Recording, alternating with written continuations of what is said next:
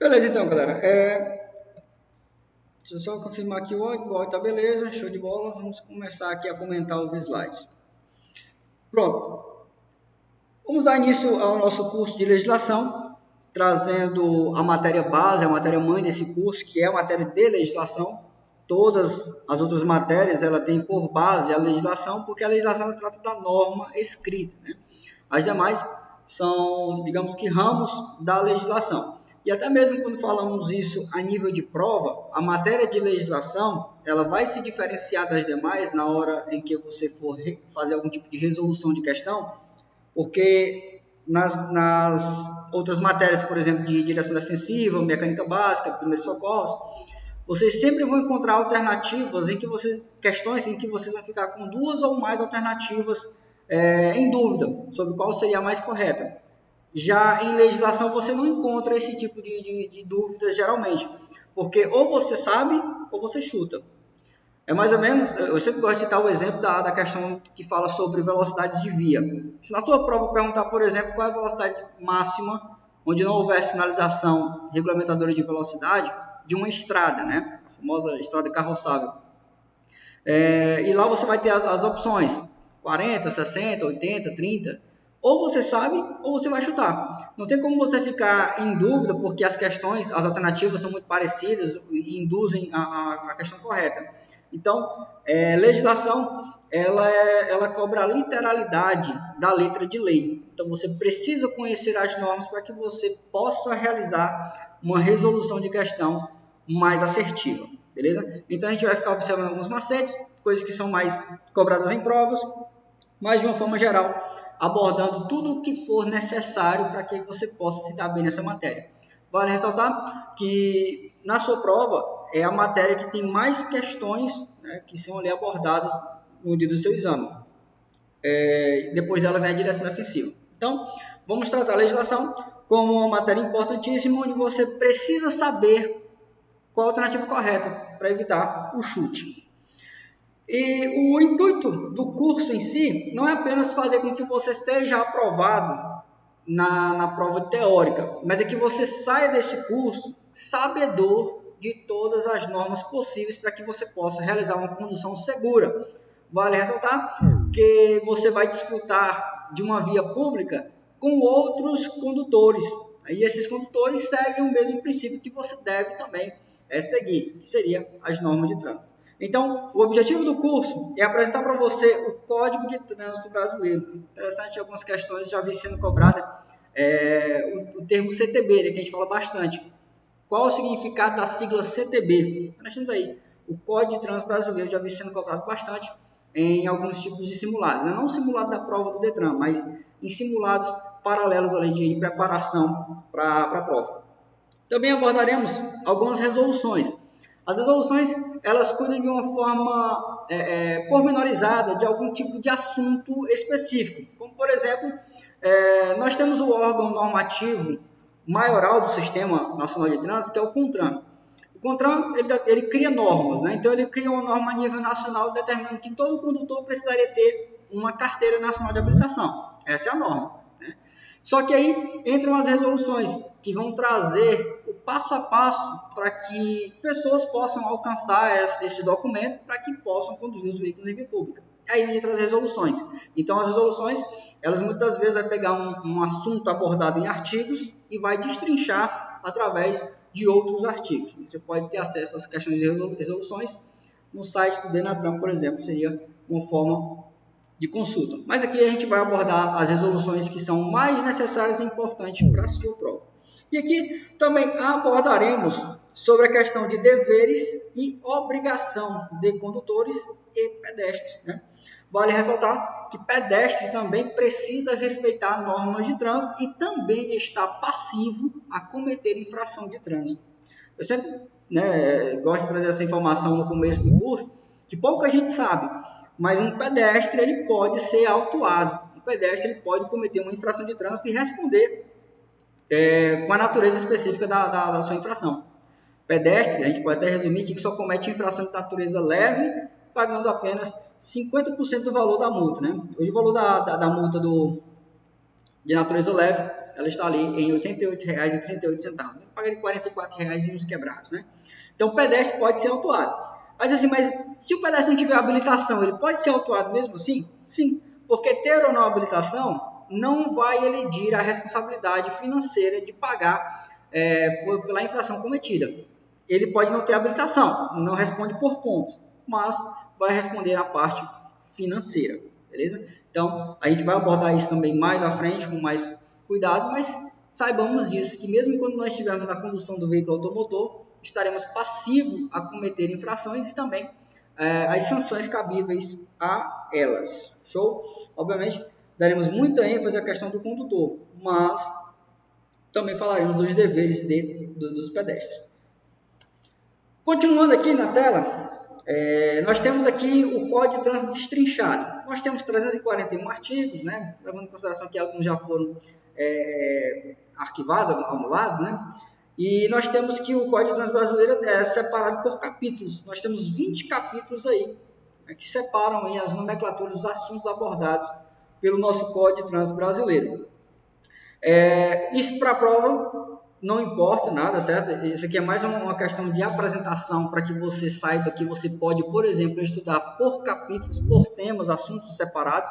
Como, por exemplo, se um belo dia você quiser estudar sobre infrações de trânsito, você vai lá no capítulo 15, que vai falar sobre as infrações de trânsito. Já se você quiser ouvir mais sobre crimes de trânsito, você vai lá no capítulo 19 e lá vai estar destrinchado todos os crimes de trânsito possíveis. A nível de prova, aqui nós temos já um assunto que já caiu na prova dos alunos, que foi a data em que o CTB foi sancionado, 23 de setembro de 1997. Então, essa data aqui já seria o primeiro assunto que eu queria que você já anotasse aí. A data em que o Código de Trânsito Brasileiro foi sancionado. Ele entrou em vigor no ano seguinte, em 98, mas a data que vai ser cobrada em prova é a data da sanção, do sancionamento. Então, vai ser em 1997, especificamente em 23 de setembro de 1997, beleza? Para fins de curiosidade, já caiu na prova de um dos nossos alunos, e aí você já fica, né, com essa questão aí de bônus para você. Não esqueça dessa data, essa data é importantíssima. Sobre a questão dos 20 capítulos, isso não pouco importa, de 341 artigos também pouco importa, mas a questão da data ela precisa ser lembrada por vocês. Então, a primeira anotação que você vai fazer é dessa parte aí.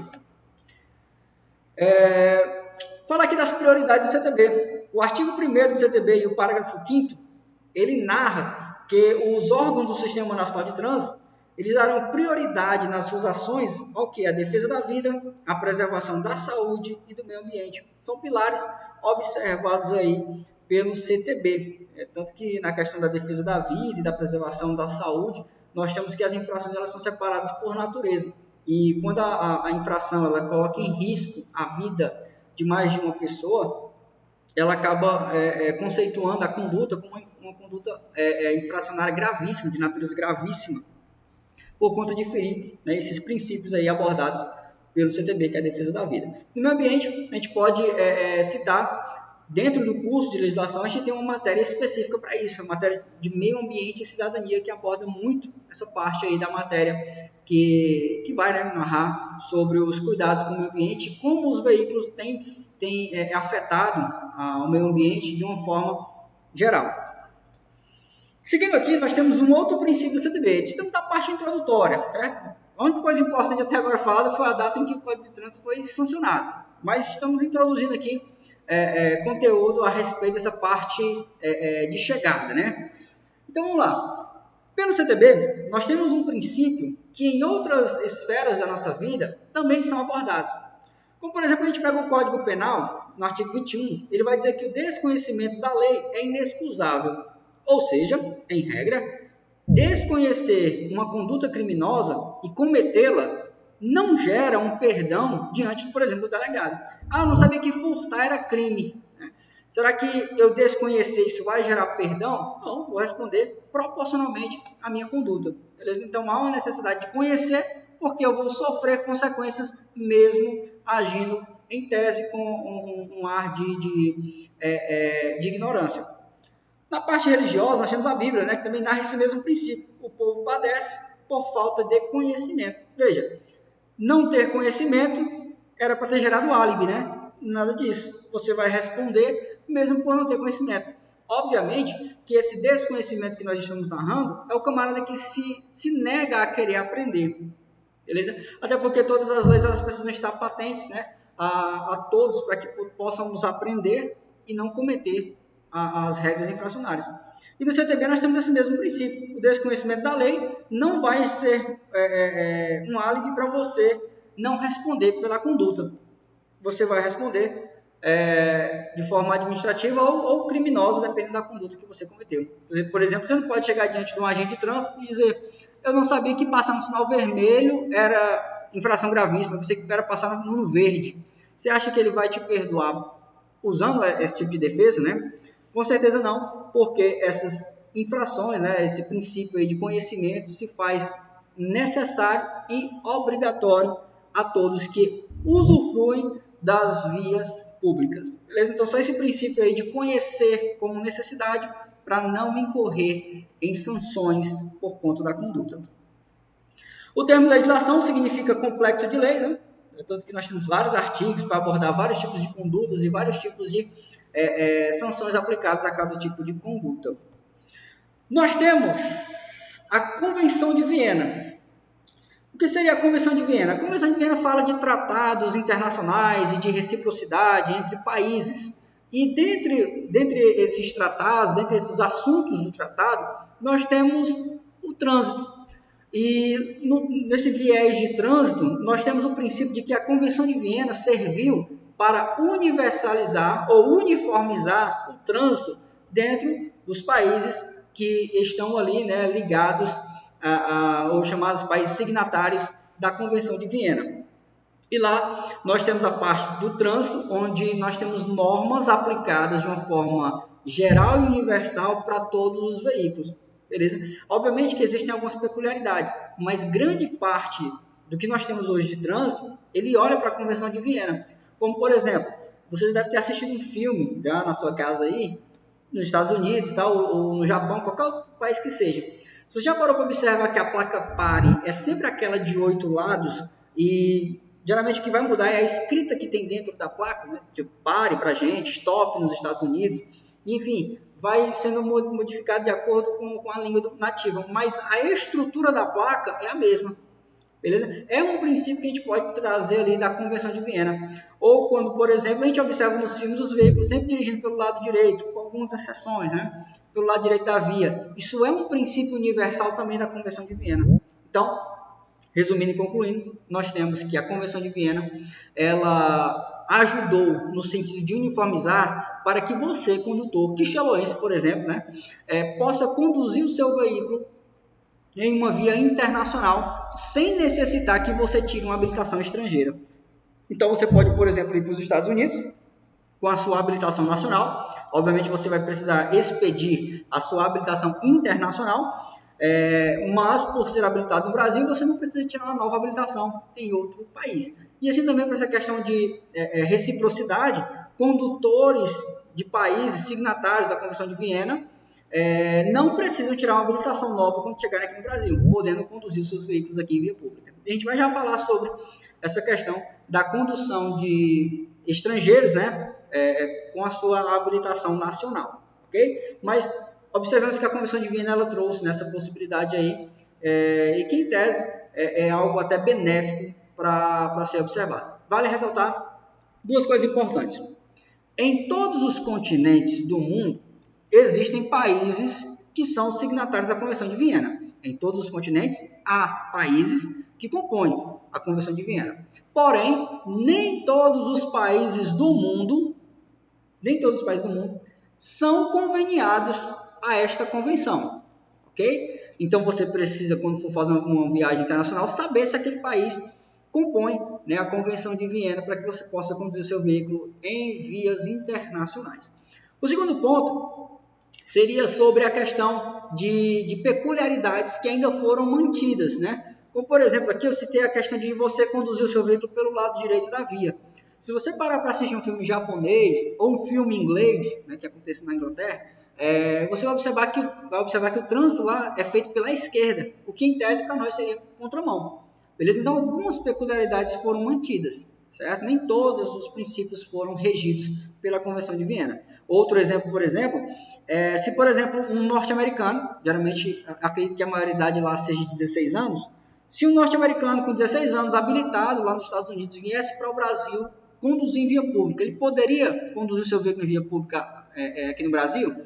E a resposta é não, porque para nós ele seria a figura do inimputável, né? Ele não responde pelos seus atos, porque para nós aqui o imputável, aquele que pode responder pelos seus atos, se dá através da maioridade, que seria depois dos 18, né? A partir dos 18 anos. Então, esse condutor não poderia conduzir o seu veículo em via pública aqui no Brasil. Então, algumas peculiaridades foram mantidas e vale, né, essa observância que foi mantida. Então, resumindo e concluindo, a Convenção de Viena uniformizou o trânsito a nível internacional para que os condutores, mesmo não dominando bem a língua nativa, possam conduzir o seu veículo em via pública sem gerar riscos aos outros usuários. Já o Acordo Mercosul foi um tipo de afunilamento ainda maior, né? As leis ficaram muito mais próximas, muito mais parecidas para que houvesse, né, essa comunhão entre esses países sul-americanos, beleza? Então não vale muito ressaltar sobre a questão do Mercosul, porque é o mesmo princípio da Convenção de Viena, só que é uma coisa mais particularizada, né, dentro desses países do Mercosul. Nós temos, por exemplo, a placa Mercosul, que está sendo, né, utilizada aí há já alguns anos, né, como exemplo desse acordo que houve entre esses países do Mercosul para universalizar ainda mais essas normas e princípios de trânsito por conta dessa aproximação, né, que esses países têm uns dos outros. Sobre a evolução na legislação de trânsito, nós temos o seguinte, que falamos que o Código de Trânsito Brasileiro foi sancionado em 23 de setembro de 97. Show! Aí fica a questão, então quer dizer que de 97 para trás não tinha código de trânsito? A resposta é sim, havia. Porém, nesse caso aqui nós temos o Código Nacional de Trânsito, que naquela época regulamentava, ou até um pouco antes, né, cerca de 450 mil veículos. Ou seja, a nível de Brasil, quando falamos em extensão, eram pouquíssimos veículos que nós tínhamos em via pública e também não havia diversidade de veículos. Havia meio que uma uniformização entre os veículos que haviam naquele período. Porém, o tempo foi passando, as vias foram necessitando de alargamentos, a sinalização foi agregada, vinda internacionalmente a nível nacional, uma diversificação de veículos, novos condutores, novos veículos sendo lançados no mercado, e esse dado aqui de 45 milhões já ficou até para trás. Nós já ultrapassamos a casa dos 50 milhões de veículos a nível nacional. Beleza? A nível nacional, e estamos falando de veículos transitáveis, não veículos sucateados. Então, foi-se necessário a elaboração de um Código de Trânsito Brasileiro mais específico, mais abrangente, e que pegasse, né, essas peculiaridades que os veículos resguardavam, que alguns tipos de condutor resguardavam, e normatizou todas essas condutas. E aí nós temos o nosso CTB, com 341 artigos, sancionado em 23 de setembro de 1997, Vale lembrar que o nosso CTB também é chamado de lei especial, né? A Lei 9.503 de 97. Ela que instituiu o nosso Código de Trânsito brasileiro, beleza? Então, vimos essa parte introdutória, vimos aí tratados internacionais, vimos aí a evolução do nosso Código de Trânsito brasileiro, e aí a gente vai começar a falar de coisas mais profundas a nível de prova, beleza? Começando pela questão de direitos. Utilizar vias seguras e sinalizadas. A nível aqui da nossa cidade, né, que chegou, nós estamos passando por um bom período, que é a pavimentação das ruas, a colocação da sinalização, né, está sendo trazida para muitas esquinas para trazer mais entendimento, como por exemplo, quem tem preferência em certos tipos de cruzamentos, e isso ajuda a trazer, né, mais fluidez ao trânsito para as nossas vias, beleza? E eu sempre gosto de trazer esse questionamento para saber como é que está a questão do aprendizado dos alunos. Se eu perguntasse assim para vocês, existe no Quixelô uma rua que é de sentido único, ou seja, se você acessar ela pelo sentido errado, você vai estar em contramão, independentemente de qual seja a faixa que você vai estar, se é na direita ou na esquerda, você vai estar em contramão. Alguém sabe me dizer qual é essa rua aqui no Xelô que é de sentido único? Alguém sabe dizer? Alguém lembra? Já pode ter passado por ela, já viu essa sinalização? Exatamente, né? O Alan citou aí a do hospital. Acertadamente. A rua do hospital, ela é de sentido único. O acesso que você tem para ela, correto, é da delegacia sentido hospital e não do hospital sentido delegacia. Muita atenção em relação a isso. Vocês que estão, né, nesse processo de habilitação, quando vocês terminarem ele, vocês vão receber um documento chamado de PPD, a permissão para dirigir. E nela, vocês não podem cometer alguns tipos de infrações de natureza gravíssima, grave ou infração de natureza média. Olha, mas por que você está puxando esse assunto agora, se o assunto é via sinalizado? Porque já houve, né, através de um aluno, ele disse que já houve pessoas multadas naquela rua por acessarem elas pela esquina do hospital, o que daria contramão e que, em tese não, de forma literal, gera infração de natureza gravíssima por se tratar de uma via de sentido único. Então, muita atenção vocês que não vão poder cometer todo tipo de natureza de infração para que não seja gerado, né, a cassação da habilitação de vocês. Agora, se eu tiver de PPD e, por exemplo, cometer uma infração dessa que é gravíssima, o que é que acontece? Acontece que você tacitamente vai ter a sua PPD cassada e você não vai poder receber a sua CNH definitiva. Você vai ter que começar todo o processo de novo, tipo exame médico, curso, provas, para novamente reaver a sua PPD e, posteriormente, ali a sua habilitação definitiva. Então, muita atenção em relação a isso, né? Eu não sei a veracidade do fato que é abordado, de ter uma viatura ali autuando condutores que entram pela contramão, mas pelo sim, pelo não, nós devemos ficar muito atentos em relação a esse tipo de conduta para evitar, né, não sofrer sanções, né? O Alan fala que não tem um cabedestrado na cidade. A gente da autoescola ali, a gente preza por esse princípio, né? Sempre aponta aquela rua como sentido único e evita ao máximo ali. Aí, nesse caso, a gente tem que ser apelativo, né? Se o carro da autoescola não respeitar aquela norma ali, o negócio está desmantelado mesmo, né? Também é direito nosso, além das vias seguras e sinalizadas, sugerir alterações a qualquer artigo ou norma do CTB e receber respostas. O que isso aqui está dizendo? É que se porventura acontecer algum tipo de colocação ou não, né, de alguma norma ou padrão técnico de via, eu posso pedir algum tipo de alteração à aplicação de sinalização, por exemplo, né? Então, eu gosto muito de citar um exemplo, que uma vez eu fui dar aula na cidade de Lavras da Mangabeira. Para acessar a autoescola, eu tinha que passar por uma rua em que a sinalização horizontal, que é a sinalização do pavimento, do asfalto, me permitia entrar naquela rua, porque era uma faixa de cor amarela indicando duplo sentido de circulação. A cor amarela indica isso. A gente vai já falar sobre sinalização e mostrar isso para vocês. Mas já havia uma placa na sinalização vertical que me proibia acessar aquela rua. Então, eu estava diante de uma divergência de sinalização. O pavimento me permitia, mas a sinalização de placa me proibia. Aí você pergunta, mas não existe nenhuma hierarquia entre elas, onde um é maior do que a outra? A resposta é não, ambas estão em mesmo grau hierárquico. Só que havia divergência ali de sinalização. Nessas situações, eu posso sugerir alteração, ali a norma aplicada ali. Aí vem alguém que sabe mais do que eu, por exemplo, o órgão responsável pela sinalização, e pavimentação da via, para ver se vai ser retirado ou não a colocação. O que eu sempre vou receber é resposta. Só que essa resposta não vai ser sempre positiva. Eu posso receber um redondo não. Assim também como ser atendido sempre que eu for, sempre que eu requisitar, né, algum tipo de mudança na norma. E para finalizar, nós temos cobrar das autoridades a educação para o trânsito. Interessante, a partir do artigo 74 em diante, nós temos princípios adotados pelos órgãos de trânsito sobre a aplicação do ensino de legislação de trânsito desde a pré-escola até o terceiro grau, né? O antigo terceiro grau, que hoje é o ensino médio, de uma forma geral. Beleza? Então, se a prática fosse o que determina a teoria, desde a pré-escola, desde a creche, era para a gente estar tendo matéria de trânsito.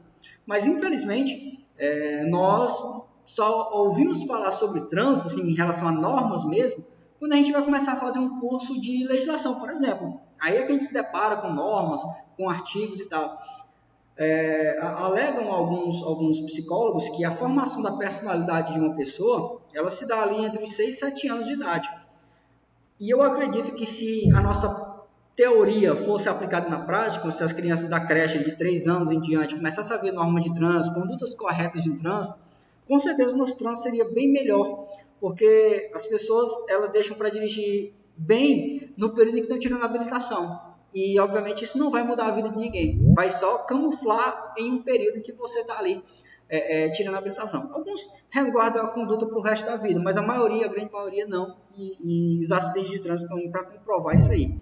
Mas nós temos esse princípio aí que é trazido como teoria e norma, né? Mas a gente sabe que na prática, o camarada sai da pré-escola, vai para o médio, faz o fundamental, vai para o médio e nada de trânsito. Até que um dia ele quer tirar a habilitação, né? E aí acaba se deparando, né, com essa questão da personalidade formada. E aí, digamos que o que era para ser princípio acaba sendo perdido. Sobre deveres.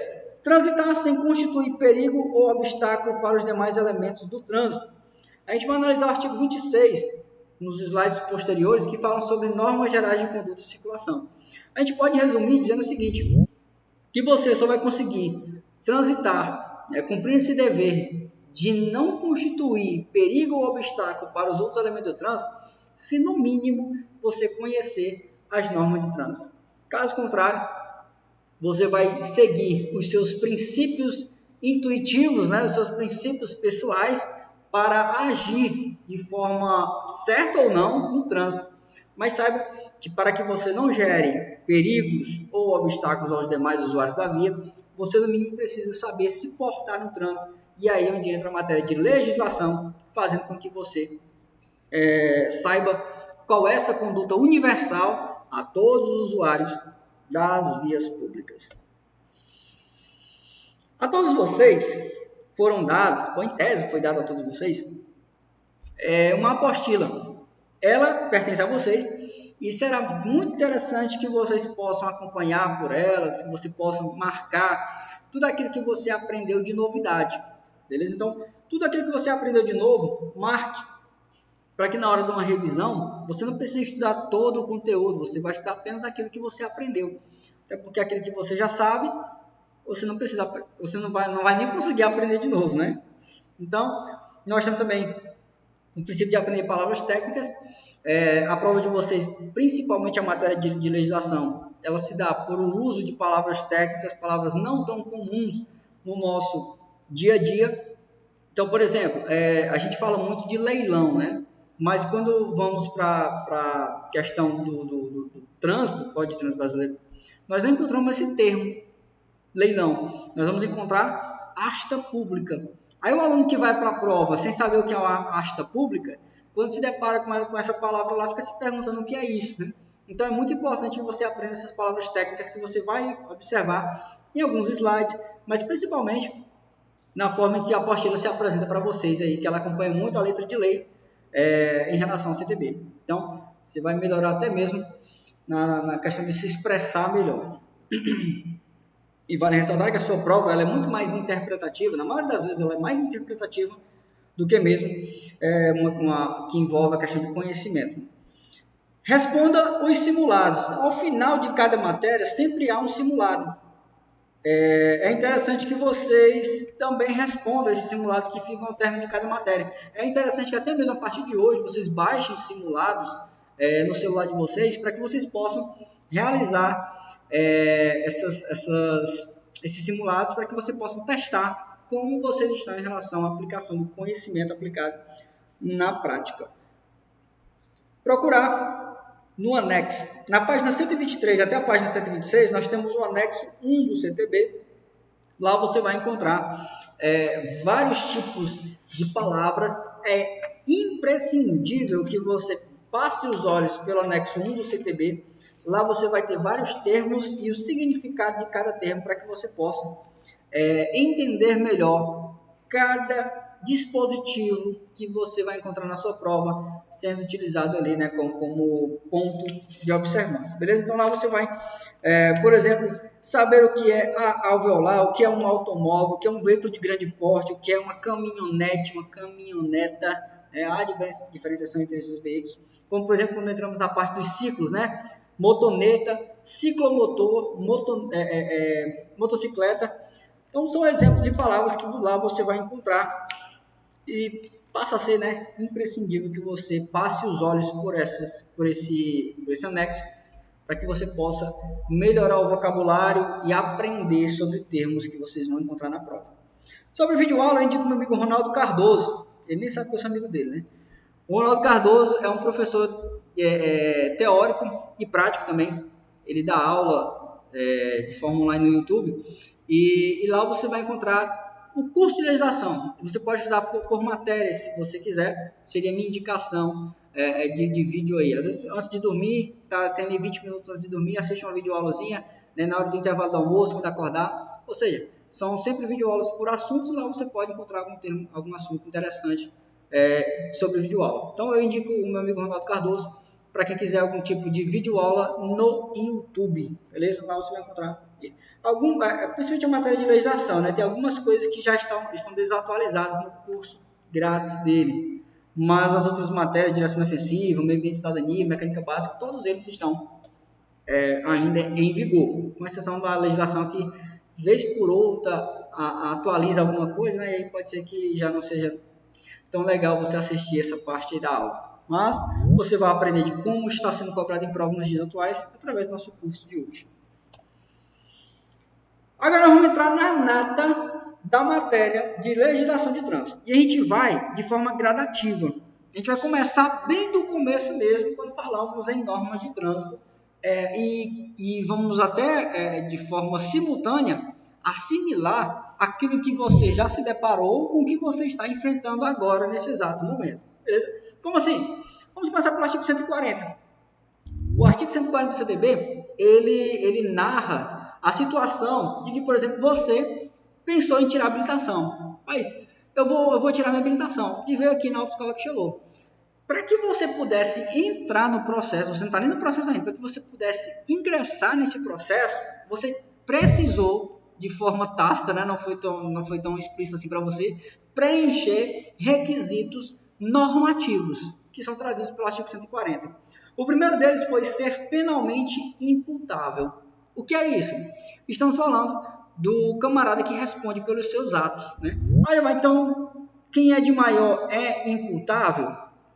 Em tese, não, nem sempre o maior de 18 anos é alguém imputável. O imputável sempre será aquele que responde criminalmente pelos seus atos. Beleza? Então como é que se dá isso daí? Quem é de menor não pode tirar habilitação. Ele não é nem imputável, realmente. Ele é um inimputável ou até mesmo um semi-inimputável, dependendo do contexto. Para ser imputável, precisa responder pelos seus atos. Show! E aí a gente olha para a idade para falarmos de alguém imputável. Um menor de 17 anos não é imputável, ele é inimputável. Mas você pode ter 30 anos e mesmo assim não ser imputável, se alguém inimputável. Olha lá, como assim? Digamos que você conhece alguém que tenha distúrbios mentais, popularmente chamado de doido, louco, né? Esse camarada pode ter uma habilitação? A gente pode dar um veículo para ele conduzir em via pública? Obviamente que não. Estamos falando de um tipo de distúrbio que impede o camarada de tirar a habilitação. Essa questão dele não responder criminalmente pelos seus atos. Geralmente sempre tem um responsável, né, que cuida dele. Então, cuidado para isso aqui na hora da prova. Em regra, o termo correto é ser penalmente imputável.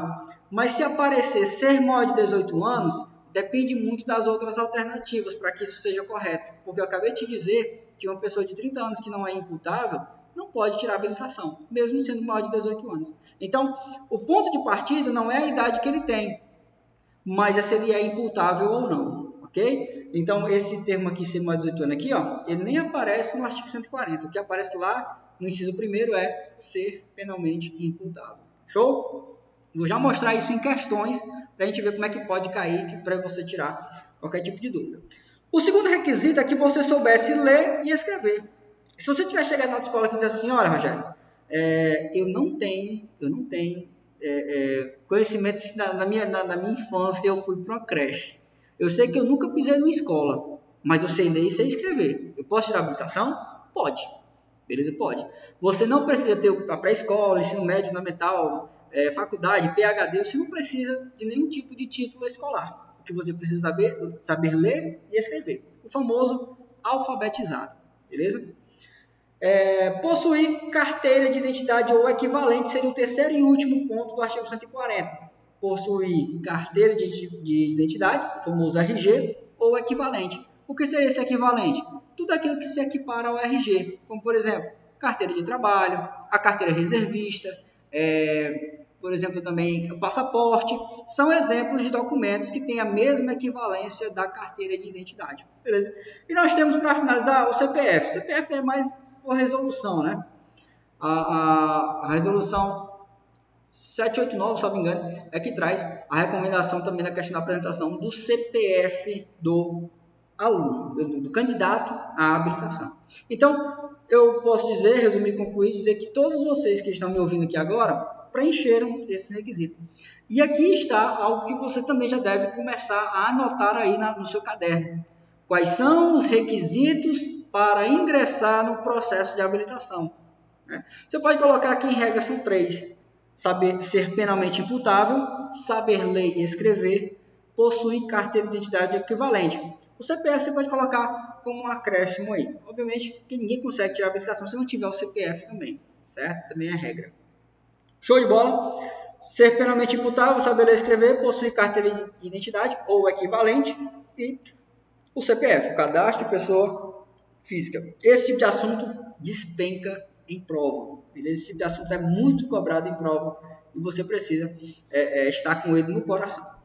Quando você dá início ao seu processo de habilitação, você tem ali a elaboração de uma numeração exclusiva sua, o famoso RENASH, o Registro Nacional de Condutores Habilitados.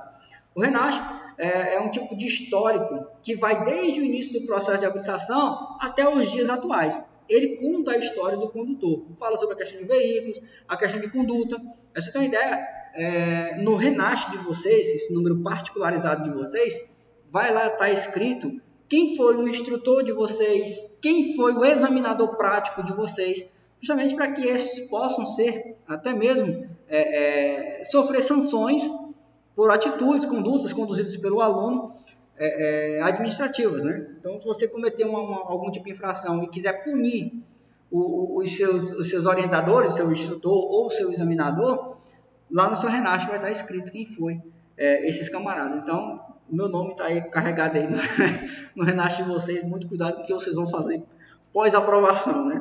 Obviamente que, criminalmente falando, a gente não pode ser adicionado, né, a questão de culpa aí, mas sim a questão de punição administrativa que a gente pode sofrer, em alguns casos, isso teoricamente falando. Beleza? Então, estamos aqui comentando aqui essa parte aqui do artigo 140, artigo bem importante. Jamil, dá uma atualizada na tela, que pode ser que ele apareça para ti o slide, porque os demais estão conseguindo assistir. Beleza? Isso vai te ajudar a ver os slides. E eu vou já postando os slides lá no grupo de WhatsApp para vocês, beleza? Caso vocês queiram fazer algum tipo de revisão, os slides vão ser postados lá posteriormente.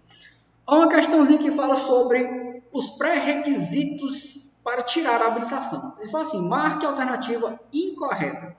Vale ressaltar que o termo incorreto aqui está em negrito, está em letras garrafais, está sublinhado. Na prova de vocês, não é assim que acontece. Vem tudo uniformizado. Beleza? Então, você tem que ter muita atenção no que está sendo cobrado na prova. Marca a alternativa incorreta. São pré-requisitos à habilitação. Ser maior de 18 anos, está certo? Poxa, eu não posso tirar com 18, tem que ser com 17, na verdade, né? Tem que ser com 18. Faz sentido. Beleza, deixa aberto. Passa sendo não ser incorreto. Saber ler e escrever? Opa, aqui já sei. Tem que saber ler e escrever. C. Possuir documento de identificação? O RG? Precisa sim. E possuir o CPF, o cadastro de pessoa física? Sim. Então, nesse caso aqui, qual seria a incorreta? Qual seria a incorreta sobre a questão de requisitos de habilitação? Seria a alternativa A. Por quê? Porque a opção correta é que ele seja penalmente imputável. Nem todo maior de 18 anos é alguém imputável. A gente fala da questão do psicológico do indivíduo, e vale ressaltar que algumas doenças também impedem que algumas pessoas tirem a habilitação, mas não é o caso da imputabilidade aqui não. Nesse caso aqui, fala a questão psíquica mesmo, beleza? Então, neste caso aqui, a incorreta é a alternativa A. Show? As demais são corretas. Mesmo assunto, aqui com outras alternativas. Diz o seguinte: marca a alternativa incorreta, são pré-requisitos à habilitação. Se é maior de 18 anos, já fica um pé atrás, né? Vixe, aqui vou marcar como esse aqui, já vi ali na outra, né? Possui documento de identificação, RG, então tá fora, porque era incorreto. Sabe ler e escrever, precisa. Né? E D, possuir cadastro no EMOS. Eu disse, opa, cadastro no EMOS? E ser maior de 18 anos? Neste caso aqui, neste conceito aqui, por sabermos que o imputável é a partir dos 18, a AD passa a ser mais incorreta. Por quê? Porque tem muita gente aqui que está de reabilitação que nunca doou sangue na vida. Então, o cadastro no EMOS é um requisito para ter habilitação? Não. Neste caso aqui, a alternativa D passa a ser a alternativa incorreta. Por quê? Porque em algumas instâncias a gente sabe que a maioridade, a partir dos 18 anos, é requisito. E casa, né, de uma forma não tão expressa assim, não tão explícita assim, que o maior de 18 anos é alguém imputável, com algumas exceções, como já falamos anteriormente. Então, neste contexto aqui, essa aqui, descaradamente, é a incorreta, porque ninguém precisa ter cadastro no EMOS para tirar a habilitação. Beleza? Então, fazendo com que essa passe a ser incorreta, aliás, a D passa a ser a incorreta, né, e a A passa a ser correta. Você marcaria a alternativa D. Show de bola! Espero que vocês tenham entendido em relação a essa questão do artigo 140. Letra de lei. Lembre-se, penalmente imputável, saber ler e escrever, precisa ter documento de identificação e que possua o CPF. Isso resume tudo. Show de bola! Você cumpriu o artigo 140. Você sabe ler, você é imputável, você tem o RG, tem o CPF. Show! Começou o processo de habilitação. Artigo 147. Em tese, vocês vão passar por 4 etapas dentro do processo de habilitação. O primeiro já foi vencido, que é o de aptidão física e mental. Nele é possível identificar se você tem algum tipo de doença ou distúrbio que te impeça de dirigir. Beleza? Então, neles vão ser avaliadas a questão da visão, força muscular, do coração e do pulmão. Beleza? Além da questão da saúde mental, né, que é o famoso psicotécnico. E aí alguém vai dizer assim, beleza, Jeová, visão eu fiz, saúde mental eu fiz, mas força muscular, coração, pulmão, infelizmente, a prática ela é diferente da teoria, ou como muitos dizem, na prática a teoria é outra. O exercício mais simples de força muscular que você poderia ter feito no seu processo seria a questão de apertar uma bolinha amarela, uma bolinha, qualquer que seja a cor, uma bolinha de borracha, para fazer exercício de força. Do coração e do pulmão, seria de forma bem simples com o estetoscópio, mas muitas das vezes o aluno ele passa para as próximas etapas sem cumprir especificamente todos os passo a passo. Mas, resumindo e concluindo, de aptidão física e mental é a primeira etapa que vocês já enfrentaram e já estão da segunda para lá. O segundo ponto seria sobre escrito, sobre legislação de trânsito. O termo escrito ele é até meio vulgar já, né? Está em desuso, por conta de que hoje a prova é feita no computador, nada mais escrito, né? E dentro do ponto 2, nós temos a aplicação do curso técnico teórico de 45 horas aulas, onde você vai ter aula de legislação, direção defensiva, meio ambiente, cidadania, primeiros socorros e mecânica básica. Dentro da autoescola, né, que é credenciada pelo Detran. Após o curso, ainda no ponto 2, nós temos uma prova teórica de 40 questões, onde o aluno deve ter no mínimo 70% de acerto na prova de 40 questões. Beleza? E aí, né, esses 70% representam 28 questões dentro das 40 questões da prova. beleza? Então, hoje, para você saber assim, se você vai ser aprovado ou não, o número mínimo de questões que você precisa acertar serão de 28 questões, ok? E a nossa autoescola, ela dá até um incentivo a mais para os alunos tirarem, não somente passarem, mas tirarem 10. O aluno que conseguir gabaritar a prova vai receber R$600 de desconto nas aulas da sua habilitação. Ah, Jeová, mas eu estou tirando só moto. E só moto eu vi que dentro do orçamento, eu não sei quanto é que está, mas digamos que seja R$800. Estou tirando só moto, deu R$800 só as aulas. Eu vou pagar só 200? É isso. Se for só R$600 as aulas de moto, você só iria pagar. Aliás, você não ia pagar nada, né? Ia tirar no 0,800. Beleza? Ah, eu tô tirando só carro. Dá certo também? Dá. Diminui R$600 do orçamento que foi colocado para ti. Beleza? Quem conseguir tirar o 10 vai ter esse descontão aí de R$600. Beleza? É possível? É óbvio que é possível. Já conseguiram? É óbvio que já conseguiram. Beleza? Então, você nem vai ser o primeiro, né? E espero que não seja o último a conseguir essa bonificação aí na sua habilitação. Beleza? No seu processo aí. É só um incentivo a mais que você tem para, no mínimo, se tudo der errado, você passar. O terceiro passo seria de noções de primeiros socorros conforme regulamentação do CONTRAN. Se você observar aí, ele fala de noções de primeiros socorros. Só que esse ponto 3, ele se confunde muito com o ponto 2, porque é dentro do curso de legislação que você vai ter essas noções de primeiros socorros. Beleza? Como ele foi colocado posteriormente, ele acabou virando um terceiro ponto, mas na prática ele acontece simultaneamente no curso. Ele chega a ser até uma parte inicial do ponto 2 e não o ponto 3 isoladamente, beleza? Então, não significa que depois de terminar as aulas do curso, depois que você fizer a prova e que você passar, vai ter aulas de primeiros socorros, não, beleza? Essas aulas de noções de primeiros socorros são dadas juntamente na parte de legislação, né? No curso de legislação. E para finalizar, a última etapa, essa aqui vocês ainda não estão nela, né, mas estão bem perto delas, é uma prova de direção veicular realizada em via pública em veículo da categoria para o qual estiver habilitando-se. Como assim, Giovanni?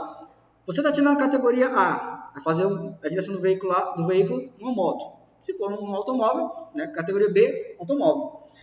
Em via pública, bom, isso aqui é na teoria, né? Na prática, vocês não vão mais para a via pública. Vocês fazem dentro do Detran. Principalmente a categoria A, né?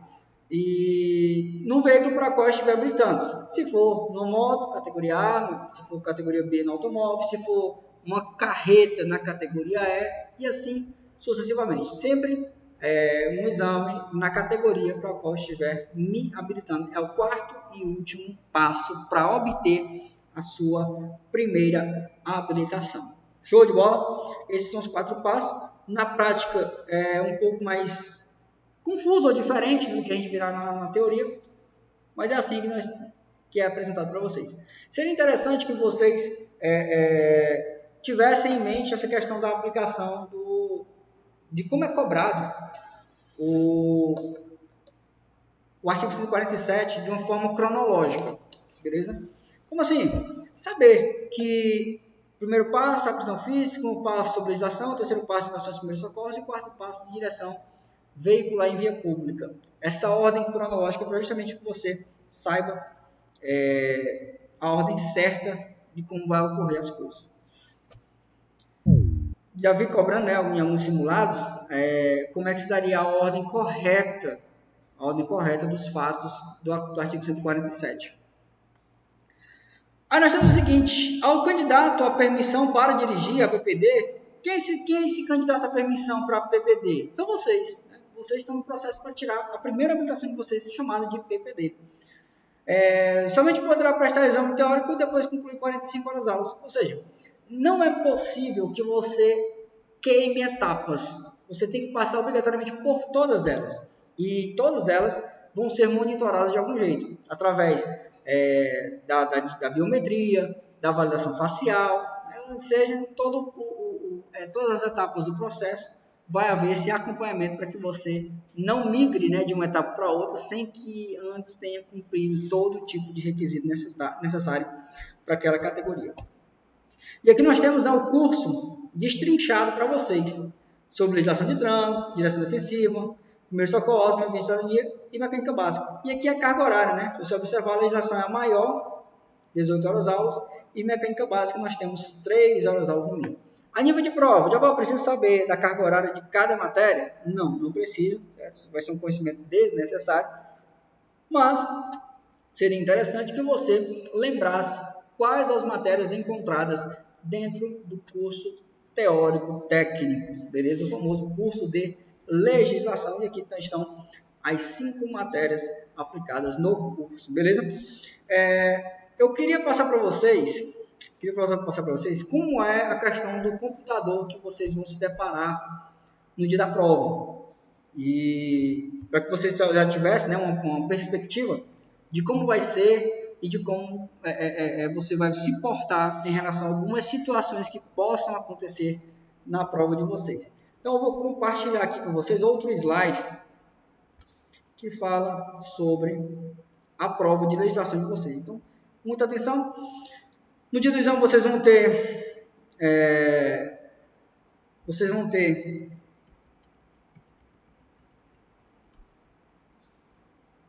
outra explicação, só que de forma bem prática, né? Mas eu quero já passar para vocês terem uma noção de como vai ser isso aqui.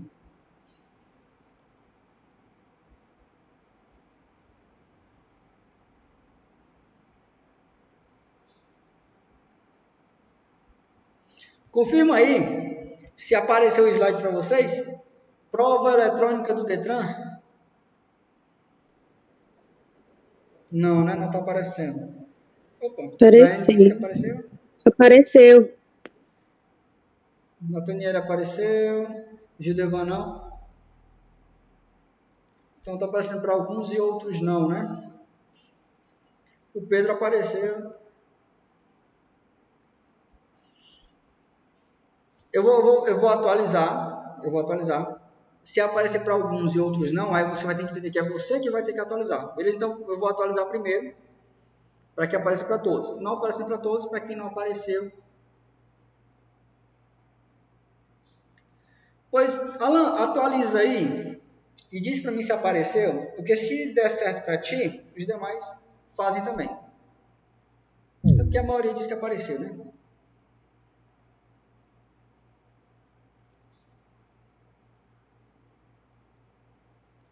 Olha, mano, aqui, vamos ver se o Alan atualiza não aparece para ele. Se for o caso, aí você vai lá e atualiza também. Se não, eu atualizo aqui. Se não aparecer para o Alan, eu atualizo aqui e depois atualiza lá de novo. Deixa eu voltar aqui.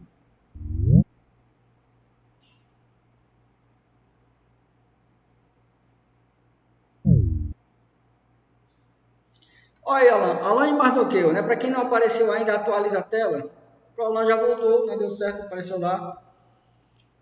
Se tiver com dificuldade de visualizar, dá uma atualizada. Eu também vou postar esse slide lá no grupo, para que vocês tiverem curiosidade de observar de novo como é a questão do computador lá que vocês vão fazer a prova. Nesse caso aqui, vocês não vão precisar escrever nada não, beleza? Até porque eu vou postar lá, então se quiser assistir lá de novo, você assiste. Então, beleza. Acreditando que a maioria consegue ver. Quem não conseguiu ver ainda, atualiza a tela. Vai dar certo. O Pedro conseguiu aí, o Alan já conseguiu também. Vamos lá. Aqui é a prova de vocês. A prova de vocês é dividida em matérias, né? 15 questões de legislação, de direção defensiva. São 18 de legislação, que são separadas entre parte administrativa, parte de legislação, e 8 de sinalização. Eu acho que significa que na minha prova vai cair 8 placas? Não exatamente. Pode cair até mais, mas pode cair bem menos, tipo 3 placas só. Mas ele não está dizendo 8 questões de sinalização? Sim. É porque a matéria de sinalização, ela não se resume a placas. Você tem gestos do agente de trânsito, gestos do condutor, semáforos. Tudo isso é abordado dentro da matéria de sinalização e pode ser objeto de prova. Não significa exatamente que vão cair 8 placas, ok? De primeiros socorros, 3, né, que a galera da saúde já esmorece, né? Poxa, a minha matéria é só 3 questões. Pois é, no máximo 3 questões.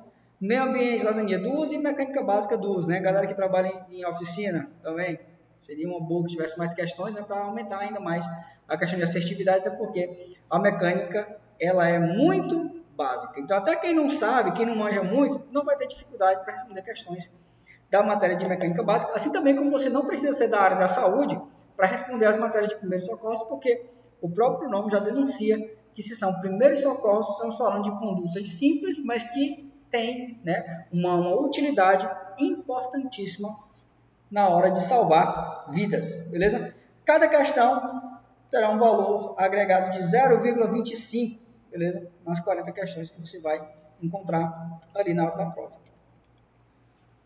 Show de bola. Vamos continuar aqui. Na tela do computador vai estar escrito lá todas as suas informações. A cada um de vocês vai ser dada uma numeração para que haja um sorteio através do CPF de vocês, para que a sua prova não seja a mesma do colega de lado. Então, vocês vão pegar essa senha, vão digitar essa senha através do teclado e aí vão colocar para iniciar a prova. Para iniciar a prova, tem um botãozinho verde no teclado que tem o nome iniciar. O teclado mais parece um controle remoto, porque são poucas teclas. Você tem a tecla verde, que serve para duas coisas, para iniciar e para dizer sim. E a tecla vermelha, que é o oposto, né? Para encerrar e dizer não. Mas vai dizer assim, poxa, Jeová, isso é um conhecimento tão fraco, tão básico, que não precisa nem explicar sobre isso.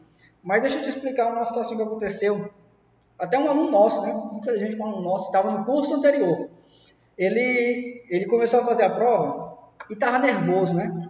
E aí, apertando o botão vermelho, encerrar, porque ele achava que ia encerrar a questão que ele estava respondendo para passar para outra questão. Só que encerrar é encerrar a prova e não a questão. E aí, quando ele apertou, aí apareceu na janela, né? Deseja realmente encerrar a prova? Aí falou que as questões ele não tinham sido respondidas. Ele estava no começo das questões, estava, sei lá, na primeira ou na quinta questão, não lembro mais. E aí ele ficou nervoso, ao invés de chamar o examinador, ele ficou nervoso e pensou que apertando o botão verde ia voltar para o que ele tinha feito. Só que apertou o botão verde e disse foi sim, deseja encerrar a prova sim. E o que aconteceu? Prova encerrada. Vixe aí, fez de novo? Não. Reprovado. Só foi possível fazer a prova com um novo agendamento. Até porque não tem como ninguém passar, digamos que tivesse 5 questões e as 5 certas, isso não aprova ninguém, porque no mínimo é 28 para passar. Aí encerrou a prova, foi para casa. Foi reagendado de novo para depois fazer outra prova. Então, muita atenção em relação a esse conhecimento mais que básico, mas se faz necessário. Na parte inferior a esses botões de iniciar e encerrar, nós temos as alternativas que vão da A até a D. São só 4 alternativas. Mas e a letra E aí? Não é uma alternativa também na hora da questão, não? Não. A letrinha E, ela serve apenas para a aplicação da senha. Como assim? Você vai receber uma senha com várias letras e você vai digitar. Dentro dessa senha tem a letra E. Então, a E só serve para isso mesmo, para adicionar a questão de senha. Beleza? De alternativas, só vai até a alternativa D. Então, a tela vai estar assim, na hora que vocês forem acessar o computador, só esperando a senha do candidato. Você vai digitar a senha que você recebeu do seu examinador e vai apertar no botão verde, né? Iniciar a prova. Pode acontecer de você errar a senha, porque são vários números, e aí você, várias letras, né, melhor dizendo, aparece essa informação para você, senha inválida. Ah, tem certeza que não é a senha que está errada? Tenho certeza. A senha sempre sai de forma correta. Às vezes pode acontecer uma desatenção, um nervosismo, aí você digitou a senha errada. Aí vai aparecer isso. É só redigir a senha novamente e aí vai dar certo. Você vai iniciar a sua prova com tranquilidade. Apertou o botãozinho verde para iniciar. Voltando ao teclado, né, ou ao controle, né, mais parece um controle, nós temos, né, as opções de resposta, ou seja, cadê a letrinha E, né? Só vai até a D. Por quê? Porque sempre serão só 4 alternativas. Depois nós temos o botão deixar sem resposta. Esse botão de deixar sem resposta, ele é um tipo de botão que você jamais vai acionar ele, ou pelo menos não deve acionar ele, porque ele acaba anulando a questão que você está estudando. Tipo, você chegou na questão que você não sabe a resposta, é melhor que você ou chute ou deixe em branco para responder depois, do que você apertar o botão deixar sem resposta. Porque se posteriormente você lembrar da questão, lembrar da resposta certa daquela questão, você já não pode mais voltar para ela. Você vai ter que esquecer ela e ficar só com 39 questões para tentar acertar as 28 dela. Beleza? Então é muito melhor chutar ou então... não quer chutar, né? Não tem outra opção, ou deixar sem resposta ou chutar. Beleza? Aí nós temos esses dois botões amarelos para cima e para baixo. Esses botões eles servem para que você possa se locomover entre questões sem necessitar passar por todas as questões até chegar na que você quer. Digamos um exemplo, né? Digamos que o Alan estava fazendo a prova dele lá. Aí, na primeira questão, ele não sabia qual a resposta correta. Mas também não queria chutar agora não, ele queria deixar aberto para ver se ele acertava depois. Quando ele chegar, por exemplo, na 30ª questão, ele lembrou da resposta da primeira questão. Lembrou. Ou então ele viu na descrição de outra questão a resposta da questão anterior. Para que ele não tenha que voltar 29, 28, 27, 26, 25, até chegar na questão 1, ele vai apertar a teclazinha para cima, amarela. Ela vai procurar a primeira questão em branco que ele deixou, que nesse caso vai ser a primeira. Ele vai saltar para a primeira questão, vai responder ela, e aí para não ter que botar questão por questão de novo, até a 30ª questão de novo, né? 1, 2, 3, 4, 5, ele aperta uma setinha para baixo. Ela vai procurar a primeira questão em branco que ele deixou. Nesse caso foi a 30ª, onde ele parou para voltar para a primeira. Voltou para a 30ª, responde a 30ª e aí continua respondendo até chegar na 40ª questão. Beleza? Então é só para se locomover entre questões não respondidas. E aí nós temos o botão de anterior e próximo. Para que serve isso? Mudar de questão. Né? Pegamos o exemplo do Alan, está na 30ª questão, responde a alternativa A. Como é que eu mudo de questão? Próximo. Beleza? Mas como é que eu faço para selecionar uma alternativa para botar para a próxima anterior? É só clicar na tecla. Beleza? Então, se na questão 30ª escolher a alternativa A, eu aperto no botãozinho A aqui, eu vou ver que ela vai ficar selecionada, uma bolinha preta vai ficar selecionada na alternativa A, e eu boto em próxima. E pode ficar tranquilo que já está selecionada. E para que você tenha certeza de que está selecionada mesmo alguma alternativa, a cor da coluna do lado direito, que eu vou já mostrar essa coluna para vocês, ela fica de outra cor, indicando que você já respondeu a alguma alternativa daquela questão que você já passou por ela. Que justamente está aqui agora. Nesse slide aqui você pode acompanhar todas as informações que vocês vão ter na hora da prova. Como, por exemplo, a matéria abordada. Isso aqui é importante saber que tipo de matéria você está respondendo, porque dependendo da ótica, né, o princípio pode mudar. A descrição da pergunta, né, obviamente, vai ter que ter isso. E as alternativas, da A até a D. E na tela vocês vão ter o tempo de prova. O tempo é decrescente e vai ficar diminuindo até zerar totalmente. Olha, digamos que eu esteja, por exemplo, na 30ª questão e o tempo acabar. A prova vai ser encerrada automaticamente e vai ser levado em consideração só o que você respondeu. Se alcançar a nota mínima, 70%, aprovado. Se não, reprovado. Beleza? Até hoje, eu nunca ouvi falar de nenhum aluno que usou a 1h30 que ele tinha para responder a prova no seu exame. Geralmente, 20, 30 minutos, os alunos já estão finalizando a prova. Beleza? Então, em relação ao tempo, não se preocupem. Na verdade, vocês devem gastar mesmo esse tempo de vocês na hora da prova. Já que você foi lá para fazer aquela prova naquele dia, e é 1h30, poxa, resguarda ali a atenção, fica preso à prova, relê, entenda ela, não marque apressadamente, você tem um tempo legal para fazer a prova, então use bem o tempo. Certo? E aqui a gente entra em outra questão. Né? Será que eu devo fazer uma revisão na minha prova antes de encerrar ela? E a resposta ela é muito pessoal. Né? A resposta, na verdade, ela é muito pessoal. Quem é você na hora de uma revisão? Você é daqueles que tira da certa e marca errada na hora da revisão? Ou você é daqueles que quando lê 2, 3 vezes, entende melhor e marca certa? Aí você tem que ponderar quem é você, geralmente fazendo prova. Né? Se você tira da certa e marca errada, eu não indico fazer revisão. Se você é daquele que relendo entende melhor, faça a revisão. Uma coisa é certa, no dia da prova, o seu examinador, ele quer que você saia o quanto antes da sala para que entre novos alunos e ele termine aquela carga horária que ele precisa ministrar para poder ir para casa. Então, ele sempre vai dizer assim para você, não faça revisão, você vai tirar ela certa e marcar errada. Mas não é porque ele tem apreço por você, é porque ele quer que você saia o quanto antes da sala. Essa é a verdade. Então, a revisão cabe a cada um fazer ou não, dependendo daquilo que você achar que é coerente para a sua prova. Beleza? Deixa eu ver se tem alguma questão aqui do lado.